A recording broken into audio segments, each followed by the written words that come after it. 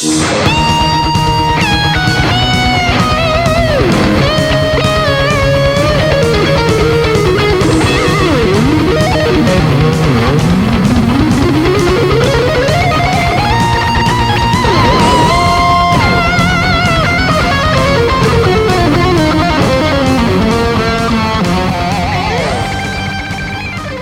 guys, welcome to episode 3 of Guitar Gods with me, Alex Hutchings.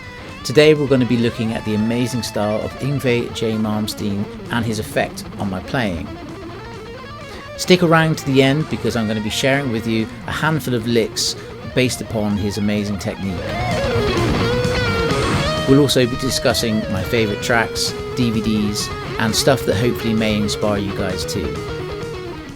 Whilst you're here, why not give us a thumbs up and subscribe to make sure you don't miss the next episode.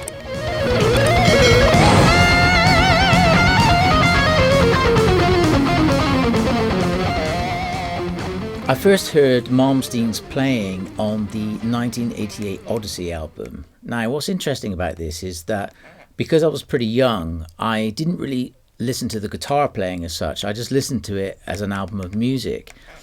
And the guitar playing was kind of like a byproduct, you know. So I was really focusing on the songs.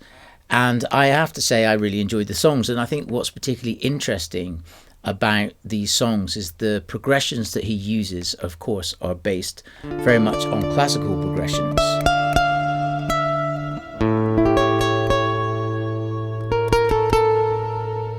To me at the time, there was nothing else quite like it. So I thought it was pretty unique. And that was really what I took away from it, that his albums had an interesting sound compositionally. In terms of my favourite albums, I would say that Odyssey is certainly one of them, and I'd say Fire and Ice album, I think that was 1992. Again, it was very much in the similar vein as the Odyssey album. As a side note, I remember when Fire and Ice came out and I read a review before I bought the magazine. This proves that sometimes critics know absolutely nothing, and I was only about 12 years old. But I remember reading this thinking, oh wow, Yngwie's changed his style, because the reviewer said there's lots of tapping in this album and da da da da da da. And I was thinking, oh wow, he normally picks and does legato all the time. Anyway, needless to say, I bought the album anyway. And I don't think there's a single tapped note in the entire thing. So I'm thinking, what on earth was that person talking about? So be careful, sometimes critics have no idea what they're talking about. In terms of Yngwie's influence on my playing, besides the licks that I'm going to share with you in a moment, I would say what's been interesting about the series already, and we're only on episode 3, is what I'm taking from this is more than necessarily the notes that people play, it's their attitude, you know?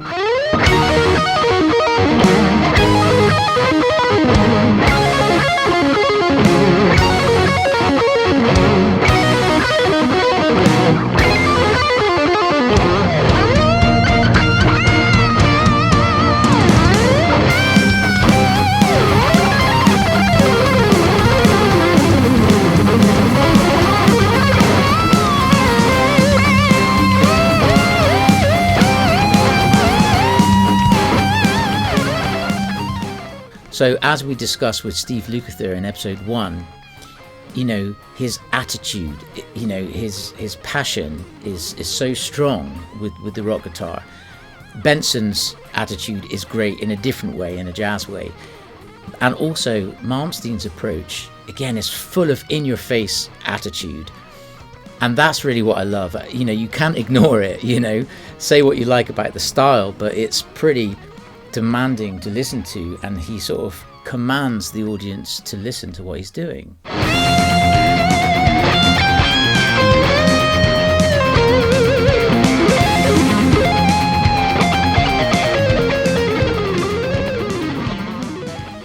Another way he inspired me was his picking style. So I actually adopted his picking posture for, I'd say, the first 5-6 years of my playing life. And I would rest my palm across the back of the strings here and have this kind of a motion. As we'll get into in the lesson, even though Yngwie himself says he does a lot of alternate picking, of course he does go up and down, but more often than not, my personal opinion from analysing his technique is that he is economy picking a lot of the time, you know? So as he's sort of picking, he's travelling down the strings with a downward motion, or likewise an upward motion. Another way he inspired me was to write a track that is actually up on my YouTube channel, and there's a version of me playing it with my brother where I'm actually trading solos and playing this style back when I was like 22 or something, so you can check that out here. So another way that Malmsteen inspired me was to get one of my guitars scalloped, the neck. In fact, this one here, I'll bring it in for a close-up, but I had this old Ibanez and I had the neck completely scalloped, and in terms of how it feels kind of cool. I only ever did it on one guitar, so it obviously didn't get me going that much. The action's pretty high as well, but he tells us that he has his action high for some reason. But yeah, it's cool. I might keep it around and play it a little bit more just for fun. As we'll get into in a future episode about how I changed my picking hand and why I changed it, there's another reason. I found I was holding the plectrum so hard, I was actually putting pressure on my index finger, so much so it started to hurt. So at this time I was playing for many hours a day. I was in school around 16, 17, but I would be playing in all my break times and on the bus on the way home and stuff. And I just found that the pressure on my finger wasn't great, so I know I needed to change something. In terms of seeing him play live, I do think I've seen him once, but the crazy thing is I can't really remember, which sounds absolutely terrible, but as we all know, sometimes live gigs aren't always the experience we want, whether you've got bad seats or you're at the back and the sound's not great and it's not the most enjoyable experience. However, the live DVDs are a great experience. So live in Leningrad, I absolutely loved that. I have the VHS of that. The other one is the G3 live in Denver concert with Vi and Satch. That's also an awesome DVD and a bit more up to date too. Another thing to watch out for, I remember trying to get a backing track for the Rise and Force track, the opening track on the Odyssey album, and I downloaded a Midi file to get the backing track, and the melody was hilarious because instead of F sharps there were F naturals on it, you know, and the melody is not so good with an F natural. Basically sounds like this: 2, 3, 4.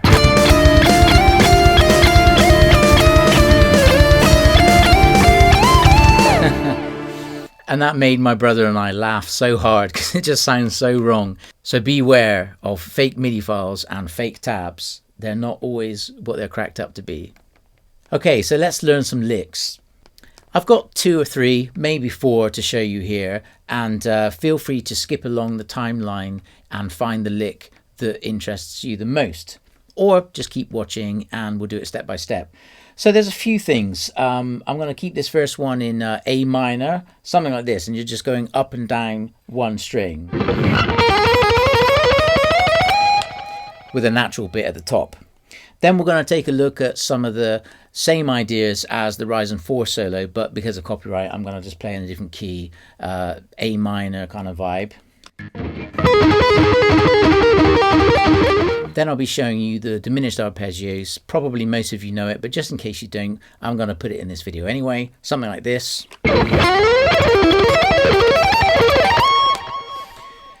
Then the final one, which I really like, is kind of like a 2-string idea that moves down all 6 strings. Something like this.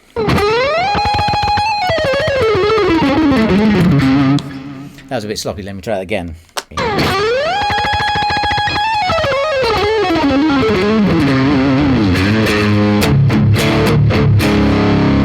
So let's take this first lick. It's very simple. Basically, you need to know the A harmonic minor shape on the first string. It starts on the 4th fret on G sharp. That's the first position. Then the second, third, fourth, fifth, 6th. Okay, and this is the shape. 2, 3, and...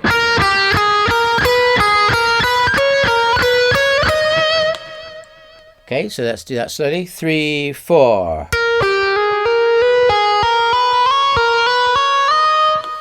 Now you could see I did that with hammers and pulls, but of course picking every note sounds a bit more aggressive and a bit more Yngwie like.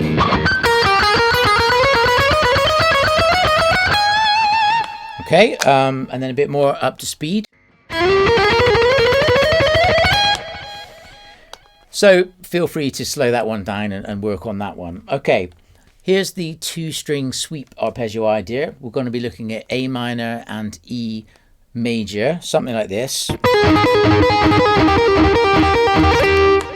So let's do it slowly. We're pulling off from the C, A, and the E.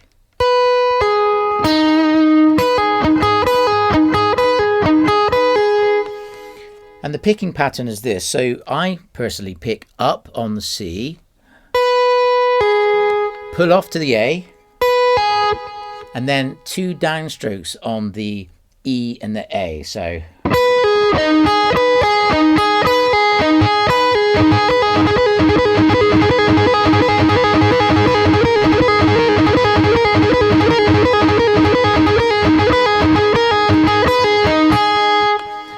now, of course, I'm just showing you the basic picking pattern. You can elaborate and play around with it. So that's the A minor shape. Then if you move down here, you get the E major shape. So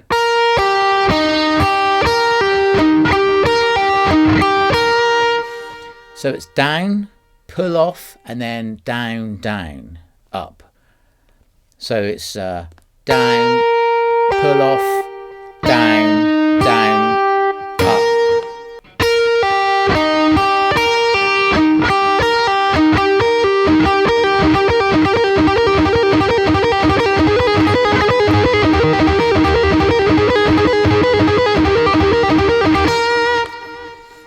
Okay, so you can experiment with that. Again, if you want to extend it up, you can do like the E diminished pit. And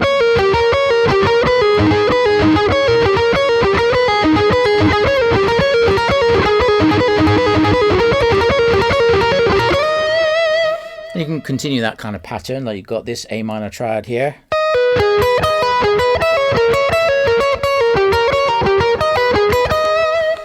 Also pretty similar to the Final Countdown solo. Okay, then the diminished arpeggio in the same key. If you're in A minor and you go to like an E7, or an E7 flat 9, this diminished arpeggio works really well. So it starts up here on the 13th fret, or F. That's the shape, and because diminished patterns repeat every minor third, you just simply move up 3 frets. So let's take this a bit slower. So it's going to be F, D, B, G sharp, F. So down, up, up, up.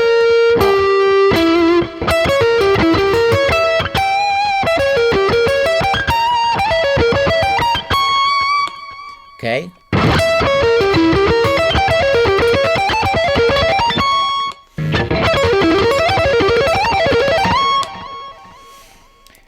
Again, I'm not going to painstakingly go through every note, so feel free to slow it down and work on that one. Here's a little bonus pattern that he likes to do. Very simple. It starts on the F.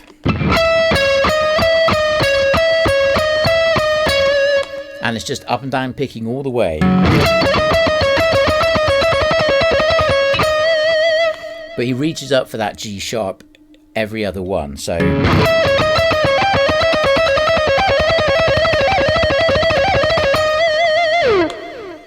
again, you can use the same shape that we did at the beginning and apply that pattern.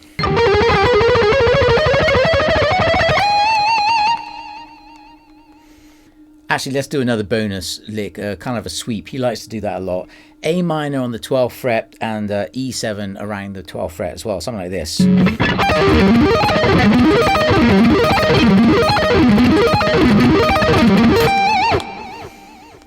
Just slowly, I'll show you it. E7 would be this position.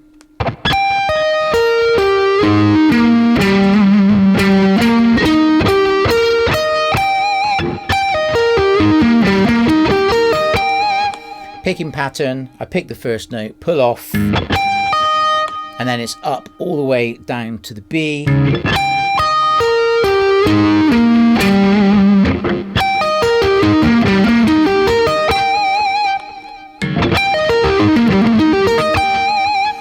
And the same pattern for the A minor. Slowly it starts like this.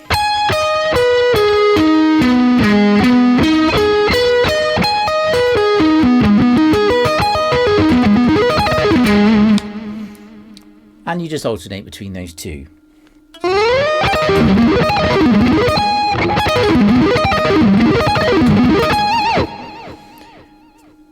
Okay, this final lick is kind of like an A dominant going to a D minor, let's say. You could describe it as A Phrygian major, and this is the pattern.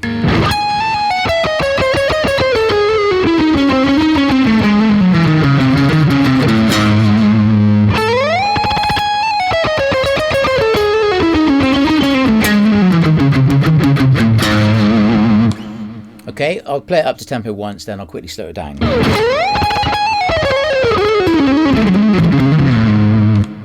Something like that anyway. It's hard to do in isolation. Really simply, it's one idea repeated down the octave. So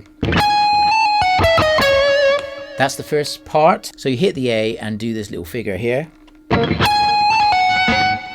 Hammer on to the B flat. Then you pick down the scale. So just practice that. 3, 4.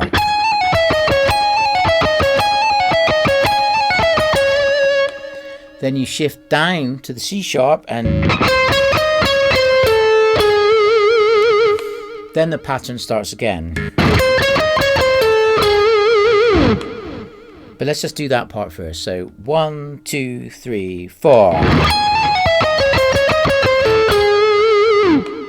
1, 2, 3, and.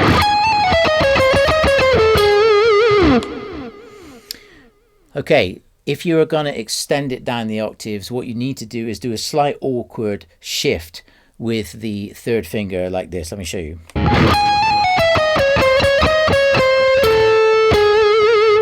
So actually I used the pinky on the B flat, then the third on the A, and then I'm ready to do the pattern again.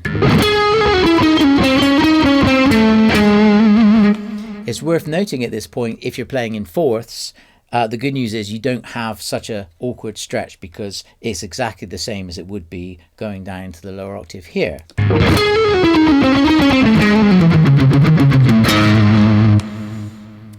Okay, so there are a few licks for you there. Maybe some you knew, some you didn't, but a little bit of fun, and I hope you enjoy playing around with them. So I hope you enjoyed this episode, and that you subscribed, because next week we're going to be looking at another completely different player, and you're probably starting to see by now I'm trying to show the contrast of musicians and guitarists that have inspired me over the years. So thanks for watching, and I'll see you on the next one.